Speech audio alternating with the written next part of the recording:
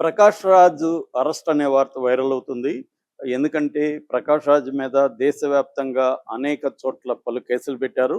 ఇందులో ఢిల్లీలో అమిత్ సహదేవ్ అనే ఒక అడ్వకేటు ఢిల్లీ సౌత్‌లో ప్రకాష్ రాజ్ మీద కేసు పెడితే ప్రకాష్ రాజ్‌ని ఢిల్లీ పోలీసులు అరెస్ట్ చేశారన్న వార్త వైరల్ అవుతుంది.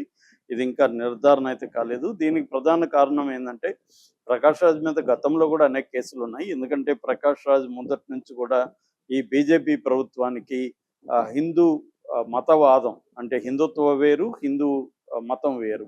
హిందుత్వం అనేది హిందూ మతాన్ని రాజకీయ ప్రయోజనాల కోసం వాడుకొని హిందూ మతాన్ని ఒక ఆర్గనైజ్డ్ రిలీజియన్ లాగా మార్చేసి ముస్లింలను లేకపోతే క్రిస్టియన్లను విల్లిఫై చేసి వాళ్ళని విలన్గా మార్చేసి వాళ్ళతో హిందువులకి థ్రెట్ ఉందని చెప్పి ఇలాగా గత కొంతకాలంగా సంఘ్ పరివార్ చేస్తున్న దాన్ని ప్రకాష్ రాజ్ గట్టిగా వ్యతిరేకిస్తున్నారు. ముఖ్యంగా ఆయన మిత్రురాలు గౌరీ లంకేష్ని చంపేసిన తర్వాత హత్య చేశారు సంఘ పరివార వాళ్ళు. ఆ తర్వాత ఆయన చాలా యాక్టివ్గా ముందుకొచ్చాడు. గౌరీ తో ఆగిపోయిన ఆమె ప్రస్థానాన్ని తాను ముందుకు తీసుకెళ్తానన్నట్టుగా ఆయన చాలా గట్టిగా చేస్తున్నాడు. ఈ నేపథ్యంలో ఆయన పాపులర్ ఆర్టిస్ట్ కాబట్టి అవి ఆయన మాట్లాడేవన్నీ కూడా చాలా షార్ప్గాను సెటైరికల్గాను ఉండి డైరెక్ట్గా మోడీని అటాక్ చేసిన సందర్భాలు చాలా ఉన్నాయి. దాంతో వెరీ పాపులర్ లేదా నోటోరియస్ కూడా అయిపోయాడు ఆయన. సో లేటెస్ట్గా ఆయన మీద ఎందుకు ఇన్ని కేసులు ఉన్నాయంటే లేటెస్ట్గా కేరళ లిటరరీ ఫెస్టివల్లో ఆయన గెస్ట్గా పాల్గొన్నాడు. ఆ సందర్భంగా ఆయన రామాయణాన్ని సింపుల్గా తన పద్ధతిలో వ్యాఖ్యానించాడు. అదేంటంటే రాముడు, సీత, లక్ష్మణుడు ముగ్గురు కూడా నార్త్ ఇండియా నుంచి వచ్చిన మైగ్రెంట్స్ అని, వలసవాదులని. వాళ్ళు సౌత్ ఇండియాకి వచ్చి సౌత్ ఇండియాలో రావణాసుడు గిరిజనుడని, రావణాసుడు శూర్పణఖ వీళ్ళు ఉన్నప్పుడు ఆ ఫారెస్ట్కి వచ్చారని, ఇది ఇది ఆ ఫారెస్ట్లో పళ్ళు కనపడతాయి లక్ష్మణుడిని లక్కీ అని పిలుస్తాడని, రే లక్కీ ఆ పళ్ళు పోయి తీసుకురారా అంటే లక్ష్మణుడు ఇది వేరే వాళ్ళ ల్యాండ్ అంటే వేరే వాళ్ళ ఫారెస్ట్ వేరే వాళ్ళది ఎలా అవుతుంది, లేదంటే వేరే వాళ్ళు అంటే అప్పుడు శూర్పణఖ వెళ్ళొచ్చారు, లేదు ఈ పళ్ళు కావాలంటే 2000+ GST అవుతుందని ఆమె చెప్పిందని, ఇదేంటి ఎంత ఎక్కువ చెప్తున్నారు అంటే సరే పోనీలే తగ్గించు అని రావణాసుడు అని అన్నాడని. సో ఈ క్రమంలో వాళ్ళు హిందీ మాట్లాడి మీకు హిందీ రాదా అని వీళ్ళని ఎగతాళి చేస్తే, నీ హిందీ ఉంటే నీ దగ్గర పెట్టుకో, ఇక్కడికి వచ్చినప్పుడు మా భాష మాట్లాడని వీళ్ళు అన్నారని, ఇలాగా ఆయన దాన్ని రామాయణాన్ని ఈ ప్రజెంట్ కాంటెక్స్ట్కి south India north India division, తర్వాత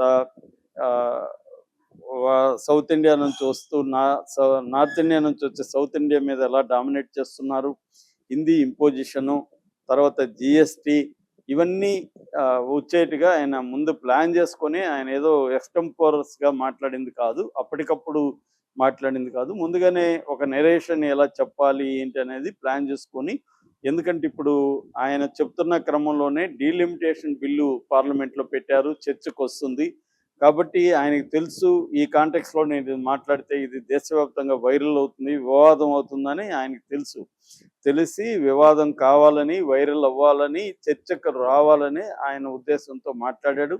అక్కడ కాంటెక్స్ట్ కూడా కేరళ లిటరరీ ఫెస్టివల్లో కేరళలో కూడా ఎలక్షన్లు జరుగుతుండడం, కేరళలో కూడా బీజేపీ తన పట్టు కోసం తీవ్రంగా శ్రమిస్తూ ఉండడం, కేరళ ఎప్పటికీ బీజేపీ వశం కాకపోవడం, ఇవన్నీ ఉన్నాయి కాబట్టి ప్రకాష్ రాజ్కి అక్కడ స్థాన బలిమి కూడా ఉంది అనమాట. సో ఆ నేపథ్యంలో ఆయన ఇంగ్లీష్లో ఈ స్టోరీ నెరేట్ చేశాడు. ఇది విపరీతంగా వైరల్ అయిపోయింది. ఆ వీడియో విపరీతంగా వైరల్ అయిపోయింది. దీని మీద నిన్నంతా కూడా సోషల్ మీడియాలో చీలిపోయారు చాలామంది. ప్రకాష్ రాజ్ చెప్పింది తప్పేం కాదు, రామాయణాలని ఎలాగన్నా వ్యాఖ్యానించవచ్చు, పురాణాలని మనం అనేక వాటికి వ్యాఖ్యానిస్తున్నాం కదా, అది బీజేపీ వాళ్ళు కూడా చేస్తారు, వాళ్ళ వ్యాఖ్యానాలు బోల్డ్ ఉన్నాయి, అలాగా రామాయణాన్ని వ్యాఖ్యానించడం తప్పేం కాదు, దాంట్లో ఆయన ఏమీ అవమానించలేదు, వాస్తవమే కదా, రావణాసుడు దీని దగ్గరికి వీళ్ళు వెళ్ళింది వాస్తవమే, అక్కడ వాళ్ళని ఇబ్బంది పెట్టింది వాస్తవమే. సో ఆయన చెప్పాడు అంటే రామాయణం జరిగింది పళ్ళు కోసమే అన్నట్టుగా ఆయన చెప్పడం అనే దాన్ని చాలామంది వ్యతిరేకించారు. అయితే ఈ బీజేపీకి సంబంధించిన వాళ్ళు, సంఘ పరివార్ వాళ్ళు మాత్రం తీవ్ర ఆగ్రహం వ్యక్తం చేస్తున్నారు. కావాలనే రామాయణాన్ని, రాముణ్ణి అవమానకరంగా ఆయన మాట్లాడాడు. రావణాసురుడు గిరిజనుడు అన్నట్టుగా, రాముడేమో నార్త్ ఇండియా నుంచి వచ్చిన మైగ్రెంట్ అన్నట్టుగా మాట్లాడడం అనేది కరెక్ట్ కాదు. సో ఆయన కావాలని అవమానించాడని చెప్పి ఆయన మీద అయితే కేసులు అయితే పెట్టారు. ఖచ్చితంగా ఈ రోజు కాకపోయినా రేపైనా ఆయన అరెస్ట్ అయితే చేసే అవకాశం ఉంది. ఆయన కూడా దానికి అన్నిటికీ సిద్ధంగా ఉన్నాడు. ఎందుకంటే ఆయనకి తెలియదు కాదు ఇవన్నీ. ఆల్రెడీ ఆయన కర్ణాటకలో చూశాడు. కల్బుర్గిని చంపారు, గౌరిని చంపారు. అలాంటి దాడులు జరుగుతున్నాయి. ఈ కాంటెక్స్లో ఆయన ఒక రకంగా సాహసంగానే నిలబడ్డాడని చెప్పొచ్చు. తను నమ్మిన దానికి తను వ్యతిరేకించాలనే ఏదైతే డిసైడ్ అయ్యాడో దానికి ఆయన గట్టిగా నిలబడి కాన్సిక్వెన్సెస్కి రెడీ అయ్యి ఆయన చేస్తున్నట్టుగా మనకు కనబడుతుంది. కాకపోతే ఏంటంటే రామాయణాలు నిజానికి బీజేపీ వచ్చినాక హిందూ మతాన్ని ఒక మోనోథిస్టిక్ అంటే శిల సదృశ్యంగా మార్చడానికి ట్రై చేస్తుంది. అంటే మామూలుగా మిగతా మతాలకి ఒకే దేవుడు, ఒకే టెక్స్ట్, ఒకే రకమైన నిర్మాణం ఇవన్నీ ఉంటాయి. కానీ మన దేశంలో అది లేదు. మన దేశంలో 3,00,00,000 దేవతలు అంటాం మనం. 3 కోట్ల దేవతలు ఉంటారు. ఒక హిందువుకి ఇంకొక హిందువుకి మధ్య కల్చరల్ డిఫరెన్సెస్ ఉంటాయి. ఏ దేవుడు ఏ మతం సపరేట్గా మళ్ళీ అనేక రకాల మతాలు ఉంటాయి. రామానుజం మతం అంటారు, శైవ అంటారు, శ్రీ వైష్ణవ్ అంటారు. ఇలాగ రకరకాల మతాలు. తర్వాత మళ్ళీ కులాల వారిగా దేవతలు, కుల దేవతలు, గ్రామ దేవతలు, కూడలి దేవతలు, నీటి దేవతలు, ఇలాగ రకరకాలుగా ఉండి వైవిధ్యం కలిగింది హిందూ మతం యాక్చువల్గా. దాన్ని బీజేపీ తన అవసరాల కోసం ఒక మోనోలిథిక్ మతంగా దాన్ని మార్చడానికి ట్రై చేస్తుంది. ఈ క్రమంలో చాలామంది ఈ మన కాంటెక్స్ట్లో ఎలాగ ఉండేవి గతంలో అనే విషయాలు కూడా బయటికి తీసుకొస్తున్నారు. సో ఏకే రామానుజన్ కూడా 300 రామాయణాస్ అనే ఒక బుక్ రాశాడు. అందులో 300 రకాల రామాయణాలు ఉన్నాయి. ఒకే వాల్మీకి రామాయణం మాత్రం ఒకటే లేదు. అది ఎప్పటికప్పుడు టైమ్స్ని బట్టి, ఆ ఏరియాలను బట్టి ఎప్పటికప్పుడు రామాయణాలని వ్యాఖ్యానించుకుంటూ వస్తున్నారు. మనకు బలంగా చెప్పాలంటే వాల్మీకి రామాయణం ఉంది, తర్వాత కంబ రామాయణం ఉంది, ప్రేమచంద్రుది ఉంది, తర్వాత తాయి రామాయణం ఉంది, రామ్ కెయిన్ అంటారు తాయి రామాయణాన్ని. జైన రామాయణం విమల్ సూరి రాశాడు. విమల్ సూరి రాసిన పాము చౌరి అనే జైన రామాయణం ఉంది. ఇలాగా మనకి తెలుగులో చెప్పాలంటే మొల్ల రామాయణం ఉంది. ఇలాగ ఇంకా చాలా రామాయణాలు ఉన్నాయి. అవి కాకుండా ఓరల్ ట్రెడిషన్లో మనకి, ఎందుకంటే ఇండియాలో బ్రిటిష్ వాళ్ళు వచ్చే వరకు టెక్స్ట్ అనేది అంటే ప్రామాణిక వాచకం లేదా టెక్స్ట్ అనే కాన్సెప్ట్ ఇండియాలో లేదు. అది బ్రిటిష్ వాళ్ళు వచ్చి ప్రతిదాన్ని ఒక టెక్స్ట్ని వెతికి ఆ టెక్స్ట్లోకి మొత్తం కుదించడానికి ట్రై చేశారు. మనకి ఎక్కువ ఓరల్ ట్రెడిషన్ అనమాట. సో ఓరల్ ట్రెడిషన్లో చదువుకున్న వాళ్ళే బ్రాహ్మిన్స్ ఆ మంత్రాలని, లేకపోతే అంటే మంత్ర సాహిత్యం కూడా ఎందుకుందంటే ఓరల్ ట్రెడిషన్లో మెమరీ ద్వారా గుర్తుపెట్టుకోవడానికి అనుకూలంగా అప్పుడు అది రాసుకున్నారు. సో అలాగా ఓరల్ దీంట్లో నుంచే వస్తూ ఉంది.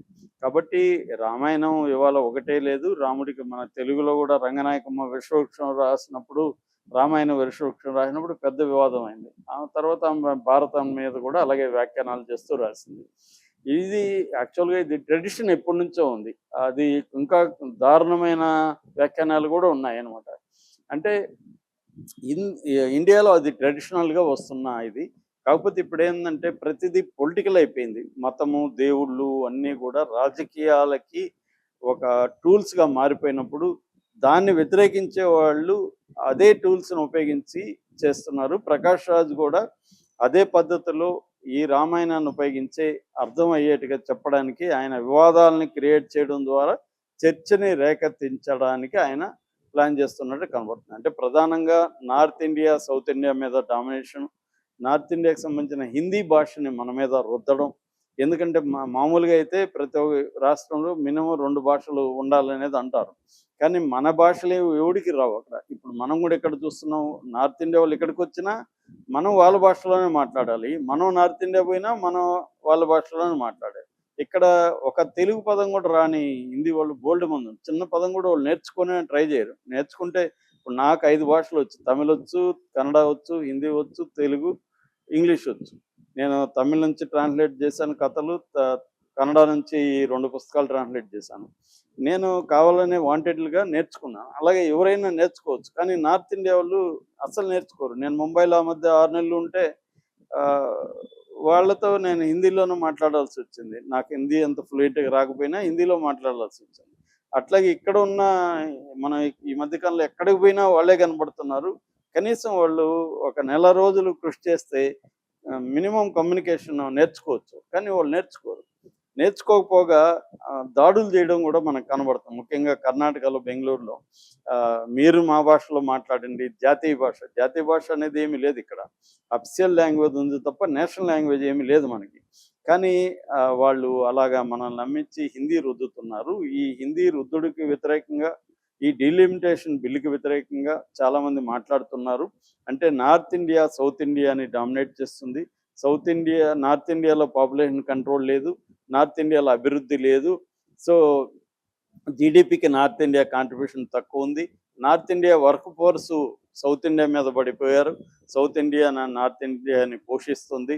సో, కానీ డెసిషన్ మేకింగు, డామినేషన్ అంతా వాళ్ళు జేయాలనుకుంటే కుదరదు అన్న ఇది సౌత్ ఇండియాలో పెరుగుతుంది. దీన్ని ఉపయోగించుకోవడానికి ప్రకాష్ రాజ్ రామాయణాన్ని తీసుకున్నాడు. సో, అంతేగా తప్ప ఆయన రాముడినో, ఇంకొకరినో కించపరుస్తూ నిజానికి మాట్లాడింది కాదది.